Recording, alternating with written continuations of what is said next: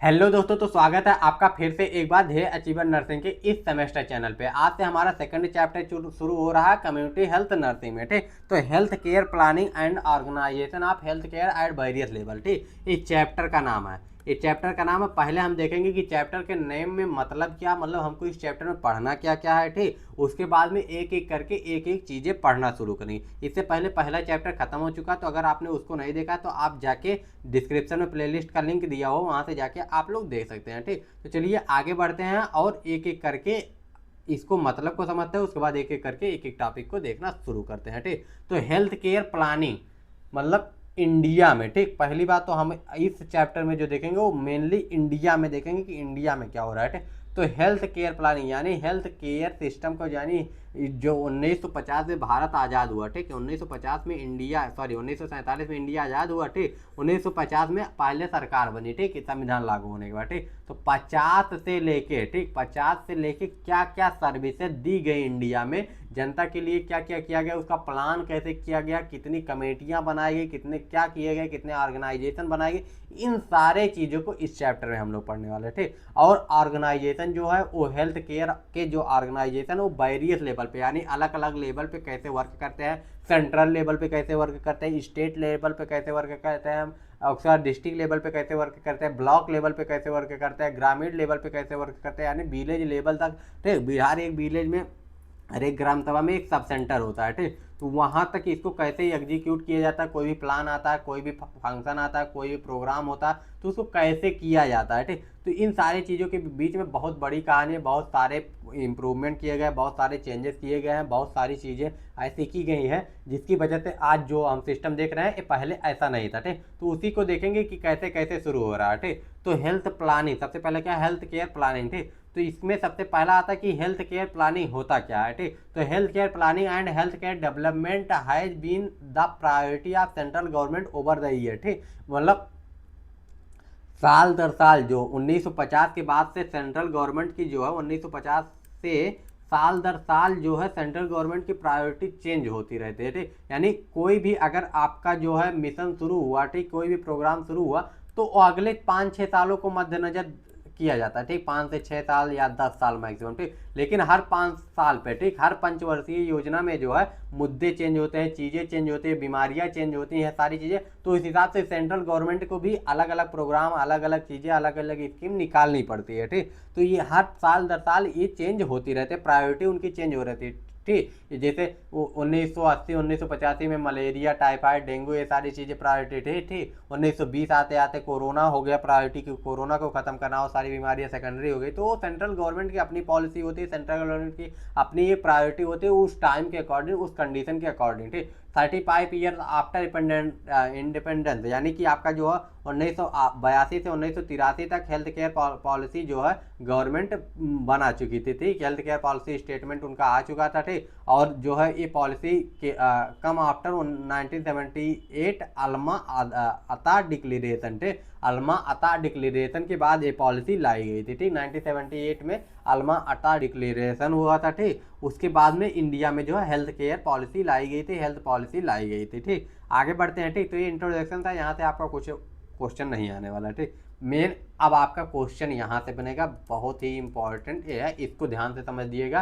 पहला, दूसरा, तीसरा, चौथा, पांचवा, छठा और सातवां। ठीक, ये 7 स्टेप हैं आपके हेल्थ प्लानिंग स्टेप्स। ठीक, यानी हेल्थ प्लानिंग स्टेप ये 7 हैं। ठीक, इन सातों स्टेप को आपको अच्छे से समझ लेना है, अच्छे से इसको कंठस्थ कर लेना है। ठीक, यहाँ से आपका जरूर 5 नंबर का या 2 नंबर का क्वेश्चन आने वाला है। ठीक, तो एनालाइज हेल्थ नीड्स या हेल्थ प्रॉब्लम। ठीक, यानी सबसे पहला स्टेप क्या है, हेल्थ प्लानिंग, यानी कि कोई भी हेल्थ प्लानिंग करना है, किसी भी डिजीज के बारे में प्लानिंग करनी है, कोई भी डिजीज अगर है तो उसको कैसे ख़त्म करना है। ठीक, तो उसके लिए हेल्थ के लिए प्लानिंग करना पड़ेगा। प्लानिंग में पहला क्या, एनालिसिस करेंगे, दूसरा इस्टेब्लिश करेंगे प्रायोरिटी, यानी उसमें भी पहले क्या करना है। ठीक, उसके बाद गोल सेट करेंगे और ऑब्जेक्टिव सेट करेंगे। ठीक, उसके बाद फार्मूलेट करेंगे कम्युनिटी और हेल्थ एक्शन प्लान को। ठीक, यानी उसको फार्मूलेट करेंगे कि मतलब कैसे करना है, क्या चीज़ें प्लानिंग वगैरह उसको करना। उसके बाद पुट ऑन द एक्शन। ठीक, यानी कितने लेवल पे करना है। ठीक, ये सारी चीज़ें फार्मूलेट की जाती है कि अगर इतने चीज़ें मान लीजिए, अगर 1000 करोड़ का बजट आया तो उसमें कितने लोगों को कितने दिनों तक फ़ायदा दिया जा सकता है, ये सारी चीज़ें। तो पहले में गोल सेट होगा कि हमको 1000 करोड़ लोगों, सॉरी 500 लोगों को देना है। उसके बाद उसका फार्मूलेट होगा कैलकुलेशन में, कितना खर्चा आएगा, कितने वर्कर्स लगेंगे, ये सारी चीज़ें होंगी कि एक्शन प्लान। उसके बाद एक्शन को ज़मीनी हरकत में यानी ज़मीन पर उतारा जाएगा। उसके बाद उसको मॉनिटर किया जाएगा, उसमें क्या क्या चेंजेस हो रहे हैं, उसमें मतलब उससे क्या क्या फ़ायदे हो रहे हैं, कितने फ़ायदे हो रहे हैं या कुछ चेंजेस करने की ज़रूरत है। ठीक, उसके बाद इवेल्युएशन होगा। ठीक, तो मॉनिटर होगा, उसके बाद इवेल्युएशन है। इतने स्टेप्स हैं। ठीक, अब analysing health needs and health problems, उसमें हमको क्या करना पड़ेगा। तो इसमें हम लोग क्या क्या कर सकते हैं, पहला क्या कर सकते हैं, क्योरेटिव हेल्थ स्टेटस। ठीक, यानी क्योरेटिव हेल्थ स्टेटस को देख सकते हैं। ठीक, एनालाइज कर सकते हैं। उसके बाद डिटर्मिनेंट्स ऑफ हेल्थ। ठीक, यानी हेल्थ को डिटर्मिनेंट्स कर सकते हैं, यानी ऐसे फैक्टर। डिटर्मिनेंट्स का मतलब क्या होता है, फैक्टर अफेक्टिंग ऑफ हेल्थ। ठीक, डिटर्मिनेंट्स ऑफ हेल्थ। ठीक, डिटर्मिनेंट्स ऑफ हेल्थ लिखा है तो क्या होगा, फैक्टर अफेक्टिंग ऑफ हेल्थ। ठीक, कौन कौन से फैक्टर हेल्थ को अफेक्ट कर रहे हैं या कौन कौन से फैक्टर किसी एक रीजन में किसी को जो है अफेक्ट कर रहे हैं। ठीक, तो प्लानिंग करने के बाद एनालिसिस में क्या किया जाएगा, पहले फैक्टर अफेक्टिंग कौन कौन से, इसको किया जाएगा। क्यूरेटिव हो गया, फैक्टर अफेक्टिंग हो गया। ठीक, ये सारी चीज़ें हो गई। उसके बाद में एक चीज़ और देखी जाती है, गैदर किया जाता है। एनालिसिस में क्या किया जाता है, डाटा को इकट्ठा किया जाता है सर्वे के द्वारा, रिपोर्ट्स के द्वारा। ठीक, तो ये सारे काम होते हैं। ठीक, तो एनालिसिस आप हेल्थ नीड्स या हेल्थ प्रॉब्लम से आप क्या किया, पहले आप क्या किया जाता है, क्यूरेटिव हेल्थ स्टेटस देखा जाता है। उसके बाद में एनालिसिस किया जाता है, क्या मतलब गैदर किया जाता है, इकट्ठा किया जाता है, डाटा इकट्ठा किया जाता है सर्वे के द्वारा, रिपोर्ट्स के द्वारा। उसके बाद में एक चीज़ और भी देखी जाती है कि फैक्टर कौन कौन से अफेक्ट कर रहे हैं किसी एक रीजन में या किसी एक पार्टिकुलर जो है रेस में या किसी एक पार्टिकुलर जो एरिया होता है उसमें, किसी एक डिस्ट्रिक्ट में, किसी एक ज़िले में। ये सारी चीज़ें देखी जाती हैं। तो फैक्टर कौन कौन से अफेक्ट कर रहे हैं उस एरिया में सबसे ज़्यादा, जैसे कि आप देख सकते हैं कि गोरखपुर रीजन में जापानी इंसेफ्लाइटिस ज़्यादा है, तो कौन से फैक्टर है जो यहाँ पे जापानी इंसेफ्लाइटिस को ज़्यादा अफेक्ट कर रहे हैं। ठीक, या और भी अदर रीजन होते हैं जहाँ पे अदर बीमारियाँ सबसे ज़्यादा होती हैं। तो ऐसे रीजन के हिसाब से भी फैक्टर को अफेक्ट कर ढूंढना होता है। ठीक, इसके बाद प्रायोरिटी को इस्टेब्लिश किया जाता है कि हमारी प्रायोरिटी क्या होगी। ठीक, प्रायोरिटी इस्टेब्लिश की जाती है। ठीक, कि कौन सी चीज़ें हमको सबसे पहले दूर करनी है। जैसे कोरोना के टाइम पे कोई भी बीमारी, सबसे पहले कोरोना को भगाना है, वो हमारी प्रायोरिटी थी। कोरोना को भगाना, उसके लिए सबसे पहले कोरोना को फैलने नहीं देना है। ठीक, अगर फैल गया तो उसके बाद में उसको जो जो पेशेंट है उसको दूर रखना है, उसको आइसोलेट करना है, 2 गज की दूरी बना के चलनी है हमेशा। तो ये सारी चीज़ें हमारी प्रायोरिटी में आ जाती है कि हमको कौन कौन सी प्रायोरिटी उस डिजीज के हिसाब से, उस कंडीशन के हिसाब से रखनी है। इसके बाद जो किया जाता है, सेटिंग गोल्स एंड ऑब्जेक्टिव। ठीक, इसके बाद क्या किया जाता है, गोल सेट किया जाता है कि हमको कितने खर्च में, कितने पॉपुलेशन को कितने टाइम पे जो है इसके थ्रू अफेक्ट करना, कितने पेशेंट को ठीक करना, क्या गोल होना चाहिए हमारा, क्या लक्ष्य होना चाहिए। ठीक, उसको सेट किया जाता है। ठीक, जैसे लॉन्ग टर्म गोल होता है कि एक लंबे समय में, जैसे कि हमारा पहले लक्ष्य था कि 2020 तक हम जो है पोलियो, देखिए 2014 में भारत पोलियो मुक्त हो चुका है। ठीक, लेकिन अभी भी पोलियो का टीका लग रहा है, लेकिन अब भारत को पूरी तरह से पोलियो मतलब मुक्त तो 2014 में हो चुका है, लेकिन पोलियो टीका भी लगना बंद नहीं हुआ। तो अगर कोई केस ना आए ऐसी कंडीशन के लिए 2020 तक भारत सरकार का था कि ऐसा कंडीशन कर देना कि भारत में एक भी पोलियो केस ना रहे या पोलियो टीका बंद हो जाए। ठीक, लेकिन ये नहीं हो पाया कोरोना की वजह से। तो फिर से अब 2030 लक्ष्य रखा गया। तो ये लॉन्ग टर्म हो गया। एक होता है कि किसी रीजन में या किसी एरिया में जो है क्या किया जाता है, स्पेसिफिक एरिया में कोई जैसे गोरखपुर एरिया में जापानी इंसेफ्लाइटिस है, तो इसको इस सीजन, जैसे कि 2025 के सीजन में आपका जो है जुलाई अगस्त सितंबर में इसमें सबसे ज़्यादा केसेस आने वाले, तो इसको कंट्रोल कैसे किया जाए, इसके लिए क्या क्या किया जाए। तो लॉन्ग टर्म होगा, शॉर्ट टर्म होगा। लेकिन अगले 20 साल में, ऐसे अगले 10 साल के अंदर यानी 2030 तक गोरखपुर में एक भी इंसेफ्लाइटिस केस नहीं होना चाहिए। तो इसके लिए एक लॉन्ग टर्म गोल हो गया। ठीक, शॉर्ट टर्म में हो गया कि अभी कितना अच्छा कर सकते हैं, कितना ठीक कर सकते हैं, शॉर्ट टर्म के गोल में आ गया। लॉन्ग टर्म में आ गया कि अगले 5 साल 10 साल में कितना ठीक कर सकते हैं। तो ये सारी चीज़ें आपके आगे गोल को सेट करना होगा, एक शॉर्ट टर्म गोल, एक लॉन्ग टर्म गोल। ठीक, उसके बाद इस्टेब्लिश करना होगा स्मार्ट को। ठीक, स्मार्ट क्या होता है। ठीक, स्मार्ट क्या होता है, किसी को पता हो तो कमेंट करके बताइए। SMART का फुल फॉर्म क्या होता है यहाँ पे। ठीक, क्या SMAR और T। ठीक, तो स्मार्ट, तो इसका फुल फॉर्म क्या होता है। ठीक, specific, measurable, achievable, relevant, time bound. ठीक, मतलब कोई भी गोल आप जो सेट कर रहे हो उसकी ये सारी चीज़ें होनी चाहिए। पहले तो बात तो स्पेसिफिक होना चाहिए, ठीक। उसके बाद वो मेजरेबल होना चाहिए, मेजर कर पाएँ कि हाँ इतना इतने लोगों को चेक किया, 500, 1000, 2000, 4000 लोगों को ठीक किया, इस दौरान 500 लोग मरे, ठीक। इस दौरान इतने पहले 1000 केसेस आते थे, आप 500 केसेस आ रहे हैं, 50 केसेस आ रहे हैं। मेजरेबल होना चाहिए और रिलेवेंट होना चाहिए, मतलब उसी डिजीज से जैसे हम मान लीजिए हमारा जो गोल है वो डायबिटीज के लिए है और हम डाटा जो है क्या लिख रहे हैं, कार्डियो के लिए लिख रहे हैं, तो इसका कोई मतलब नहीं। रिलेवेंट होना चाहिए और कोई स्पेसिफिक टाइम बाउंड होना चाहिए, 5 साल के अंदर, 2 साल के अंदर, 10 साल के अंदर, तो टाइम बाउंड भी होना चाहिए, ठीक। यानी जो आप गोल सेट कर रहे हैं वो क्या होना चाहिए, स्पेसिफिक होना चाहिए, ठीक, मेजरेबल होना चाहिए, अचीवेबल होना चाहिए, रिलेवेंट होना चाहिए और टाइम बाउंड उसका होना चाहिए, ठीक। तो इतनी सारी चीज़ें आपको क्लियर है। आगे बढ़े, अगला जो है हमारा अगला स्टेप आता है, चौथा step, formulating community health action plan, ठीक। इसके बाद फार्मुलेट करना है किस चीज़ को, कम्युनिटी में क्या क्या एक्शन लेना है, ठीक। जैसे कि आपका इसमें क्या हो सकता है, डिजाइन करना है इंटरवेंशन को, कि इंटरवेंशन कैसे करेंगे, ठीक। मान लीजिए आपको मलेरिया को कम करना है किसी एरिया में, ठीक। तो उसके लिए डिजाइन करना पड़ेगा ना कि पहली बात तो मलेरिया की जांच रेगुलर करवानी है, स्क्रीनिंग करवाना है, गांव गांव में जाके कैंप लगा के करवाना है। उसके बाद में मलेरिया किस चीज़ से हो रहा, मच्छरों से हो रहा, तो मच्छरों के लिए उसके लिए दवाई का छिड़काव करवाना है, जो भी दवाइयाँ होती है, जो भी DDT वगैरह जो भी सारे छिड़के जाते हैं वो छिड़कना है, ठीक। नाली को साफ सुथरा रखना है, नाली को खुला नहीं रखना है, ढक के रखना है, तो ये सारी चीज़ें, और मॉस्किटो नेट का प्रयोग करना है प्रिवेंट के तौर पर, ठीक। तो फार्मुलेट कैसे करना है इसको देखा जाता है, यानी इंटरवेंशन उसको कैसे करना है, ठीक। और वो कितना अच्छे से कॉस्ट इफेक्टिव हो जाए, ठीक। इसमें एक चीज़ ये भी देखी जाती है कि कॉस्ट भी कम से कम आए और जो है हमारा काम भी हो जाए, ठीक। तो कॉस्ट इफेक्टिव चीज़ों को भी देखा जाता है, ठीक। अगर ये सारी चीज़ें आपको नोट करना हो तो आप लेक्चर के साथ नोट भी कर सकते हैं, स्मार्ट क्या होता है, ठीक, ये सारी चीज़ें। तो फार्मुलेटिंग कम्युनिटी हेल्थ एक्शन प्लान, ठीक। तो फार्मुलेट करना है जैसे कि आपका कॉस्ट इफेक्टिव कितना होना चाहिए, इंटरवेंशन कैसे होगा, ठीक। ये सारी चीज़ें आपको साथ ही साथ ई बेस्ड अप्रोच, ठीक, यानी इलेक्ट्रॉनिक अप्रोच आपको भी रखनी है, जैसे कि आप रील के माध्यम से या कोई ऐप के माध्यम से लोगों को जैसे भी जागरूक कर सके, उसके लिए आपको जो है सारी चीज़ें कॉस्ट इफेक्टिव इंटरवेंशन कैसे करना है, इलेक्ट्रॉनिकली कैसे करना है, ये सारी चीज़ें आपकी हो गई, ठीक। पुट इनटू एक्शन मतलब क्या हो गया, इम्प्लीमेंटेशन आपका, ठीक। यानी एक्शन में लाने के लिए इम्प्लीमेंटेशन आपका कैसा होगा, ठीक। तो एक्शन हेल्थ प्लानिंग स्टेप्स में आपका एक स्टेप आ जाता है पुट इनटू एक्शन, एक्शन में कैसे आना है या एक्शन कैसे होगा, एग्जीक्यूटिव प्लान क्या है उसको जो यही आप प्लान करेंगे इसी को स्टेप बाय स्टेप, जो इसमें आप प्लान किए रहेंगे उसी को स्टेप बाय स्टेप इंप्लीमेंट करना है, ठीक। उसके बाद उसको मॉनिटर करना है, मतलब उसको मेजर करते रहना, उसके प्रोग्रेस को मेजर करते रहना है, ठीक। कि पिछले जब तक इम्प्लीमेंट नहीं किया गया था तब 100 केस आ रहे थे किसी एक गाँव से, ठीक। अब वो घट के 80 हो गए हैं, फिर 2 महीने में,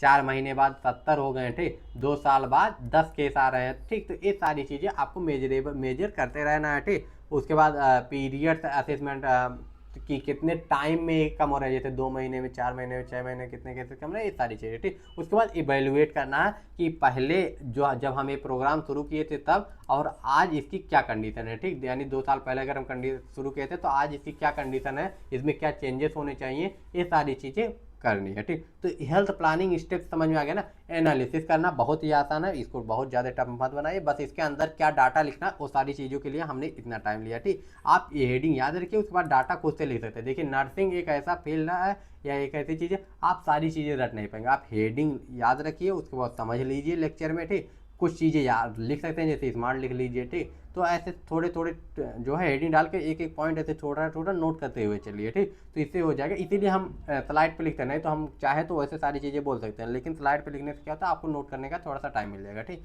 सेटिंग गोल्स एंड ऑब्जेक्टिव्स हो गया, ठीक। उसके बाद में फार्मुलेट करना है, उसके बाद उसको एक्शन में लाना, इंप्लीमेंट करना, मॉनिटर करना और इवेल्युएशन करना, बस इतनी सारी चीज़ें करने किसी भी किसी भी डिजीज का, किसी भी हेल्थ प्लान का, ठीक।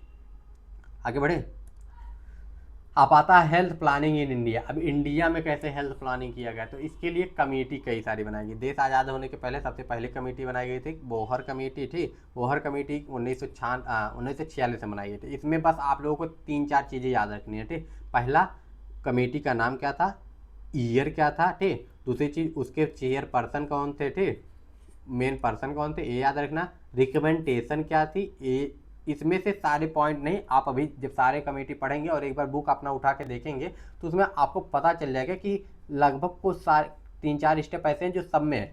जो स्पेसिफिक स्टेप है बस उसको नोट कर लीजिए, बाकी जो कॉमन स्टेप है बस उनको रट लीजिए, ठीक, काम आपका हो जाएगा। क्योंकि कमेटी है थोड़ा लेंदी है, इसमें थोड़ा रटना तो पड़ेगा आपको, ठीक। तो बोहर कमेटी 1946 में आपका आता। सर जोसेफ बोहर जो है इसके चेयरपर्सन थे, ठीक। लैंडमार्क था हेल्थ कमेटी इन इंडिया का, ठीक है, क्योंकि पहला था, ठीक। अब इनके रिकमेंडेशन क्या था कमेटी का, ठीक, इन कम्प्रिहेंसिव हेल्थ सर्विसेज, ठीक, देने के लिए प्राइमरी हेल्थ सेंटर, इन्हीं के रिकमेंडेशन में पीएससी चालू हुआ था, ठीक। उसके बाद में 3 टायर्स हेल्थ सिस्टम, ठीक, यानी 3 लेवल पे, ठीक, सेंट्रल लेवल पे एक, उसके बाद आपका क्या था स्टेट लेवल पे, और आपका एक डिस्ट्रिक्ट लेवल पे हॉस्पिटल हो, ठीक। Focus on preventive health care, free health care for all, ठीक, इनकी रिकमेंडेशन थी जो कि आज तक चले। Control of communicable disease implementation through 5 year, ठीक। इन्होंने कहा था कि जो आप 5 वर्षीय योजना चला रहे हैं उसी के तहत इसको इम्प्लीमेंट कीजिए जो हम कह रहे हैं, ठीक। तो इसमें क्या क्या चीज़ें थी, पीएससी यहीं से शुरू हुआ था, ठीक, क्योंकि देश आज़ाद होने के पहले तो कुछ सिस्टम था नहीं,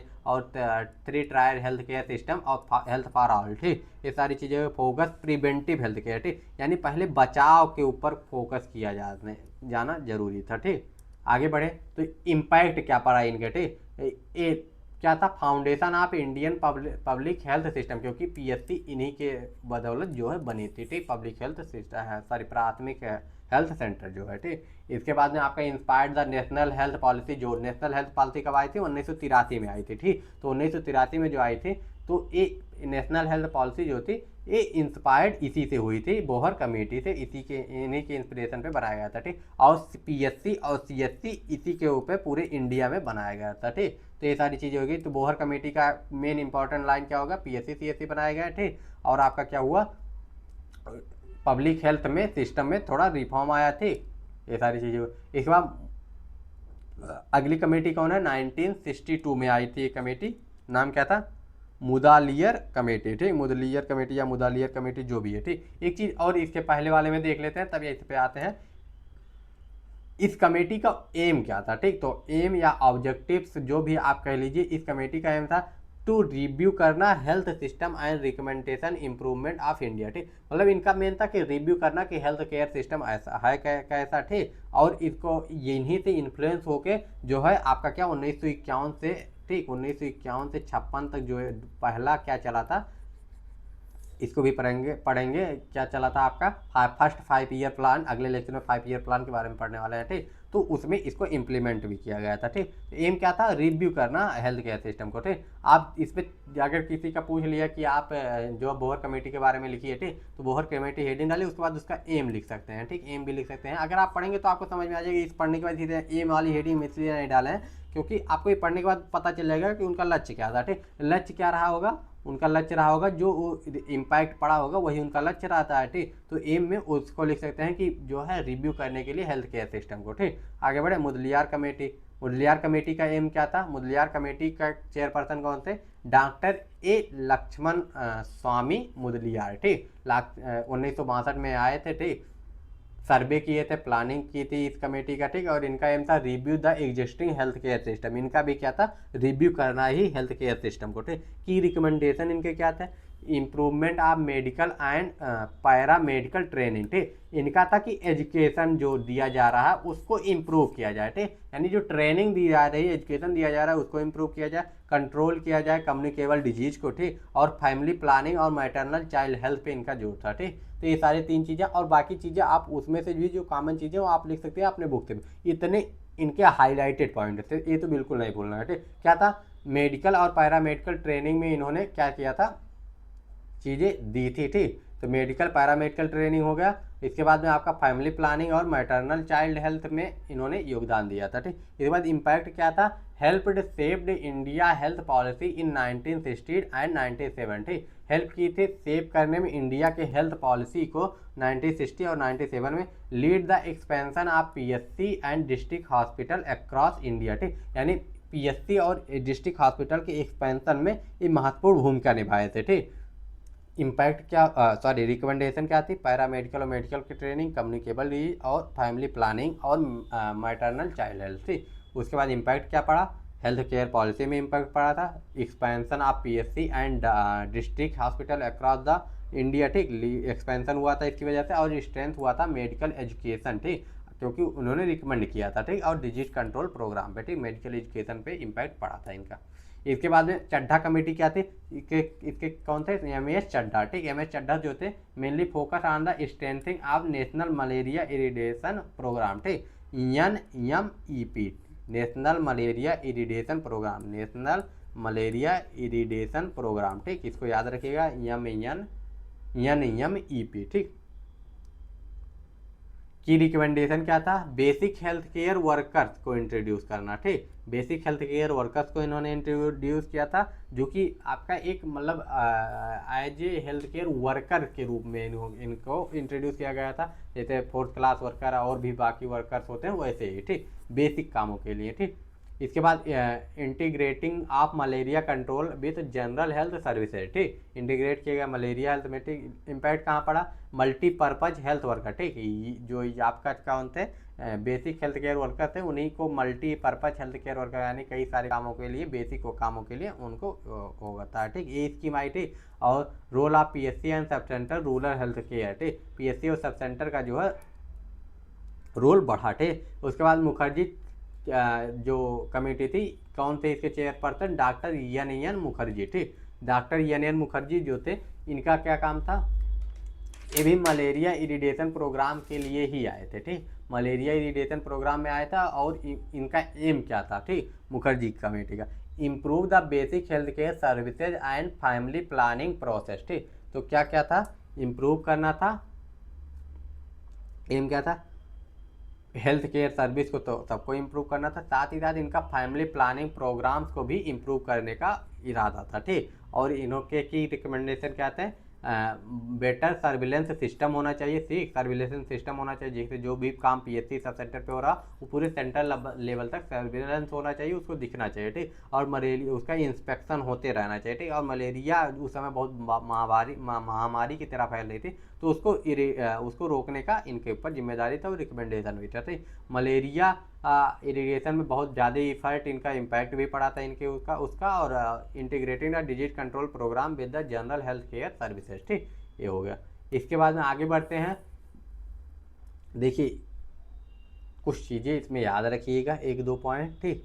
डेट याद रखिएगा, नाम याद रखिए, बाकी चीज़ें आप खुद से भी समझ के लिख सकते हैं, ठीक। तो बहुत ज़्यादा टेंशन है कि याद ही नहीं हो रहा, रटने, इसीलिए हम देखिए हमारा बहुत इरादा नहीं रहता, बच्चे कहते हैं कि जब आपने सब PPT पे लिख दिया है तो आप बोल क्या रहे हैं, ठीक। PPT पे लिखने, इस लेक्चर में इस टॉपिक में लिखने का इरादा इसीलिए क्योंकि आप कुछ नोट कर पाएँ, ठीक, कुछ चीज़ें देख के समझ पाए। अगर हम सारी चीज़ें बोल भी सकते हैं, ठीक, सारी चीज़ें बोल के भी बता सकते हैं, समझा सकते हैं, लेकिन उससे जो है आप लोगों को हो सकता है नोट करने में प्रॉब्लम है, सारी चीज़ें हो, ठीक। तो इससे अच्छा है कि आपको सामने जब दिखेगा तो उतनी सारी दिक्कतें नहीं होंगी, ठीक। इसके बाद आता है जुगनवाला, ठीक, कमेटी 1967, ठीक। चेयरपर्सन को होते हैं एन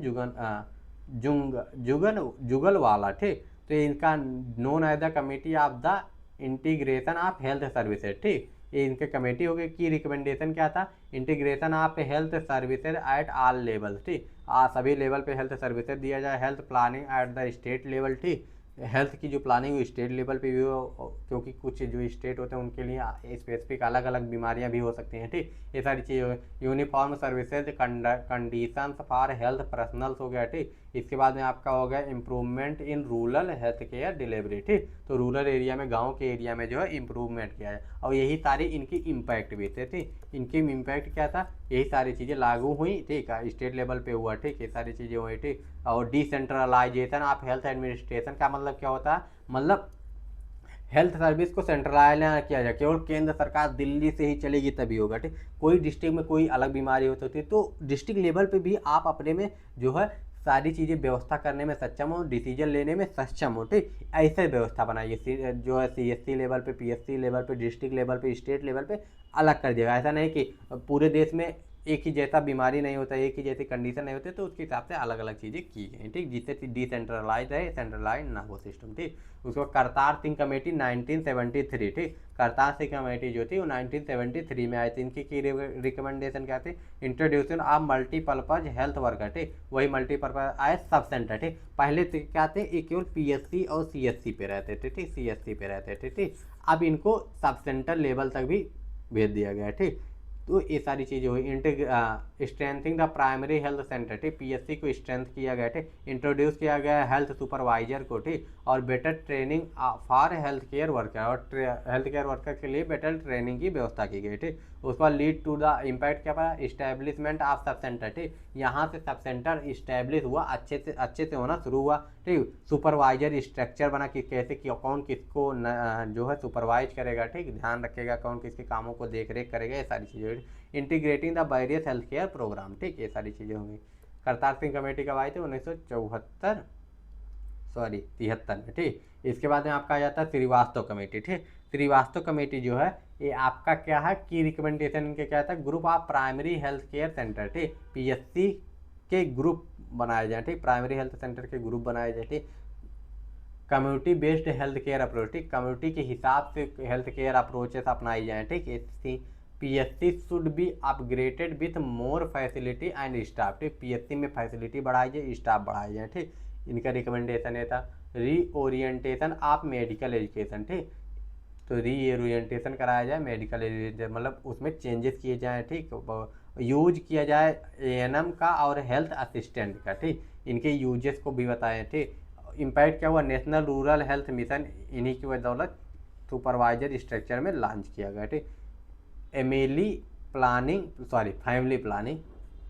ठीक, family planning with the general health care service है, ठीक, तो फैमिली प्लानिंग भी शुरू किया गया, ठीक। तो श्रीवास्तव कमेटी कब, 1974-75 में, रिकमेंडेशन ये सारी चीज़ें थी, ठीक, और इम्पैक्ट पड़ा। आगे बढ़े, बजाज कमेटी लास्ट कमेटी, ठीक।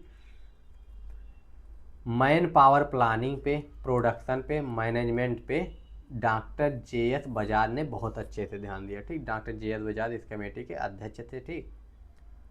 किस पे, मैन पावर प्लानिंग पे, प्रोडक्शन पे, मैनेजमेंट पे, ठीक, ये हो गया। कमेटी फोकस किस पे कर रही थी, health, man power planning, medical education reform, improving rural health care services in India, ठीक। की रिकमेंडेशन क्या है, reform in medical education, expansion in health man power, strengthening in 3 tyre health system, integration of health system of medicine या national health policy, ठीक, ये सारी चीज़ें होगी। आगे बढ़े, रिकमेंडेशन में देख लीजिए, इनके में थोड़ा सा से नेशनल हेल्थ पॉलिसी 2002 जो है इन्हीं की रिकमेंडेशन थी। Integration of health system of medicine, Ayush की शुरुआत इन्हीं की थी। उसके बाद strengthening the 3 tyre health system इन्हीं का था, ठीक। Expansion of health man power इसका इन्हीं का था, ठीक, बजाज का था, ठीक, तो इसको याद रखिएगा, ठीक। तो इतने सारी चीज़ें, और ये सारी चीज़ें अप्लाई हुई 2002 में, हेल्थ पॉलिसी फिर से आई थी, ठीक। तो ये सारी चीज़ें अप्लाई हुई हैं। अगर इस लेक्चर में आपको कोई भी दिक्कत होगा, कोई भी परेशानी हुई तो कमेंट कर दीजिएगा, ठीक। और कुछ अगर चेंज करना हो पढ़ाने के तरीके में तो भी आप लोग बता सकते हैं। मिलते हैं नेक्स्ट वीडियो में, bye bye, take care and जय हिंद। और हाँ,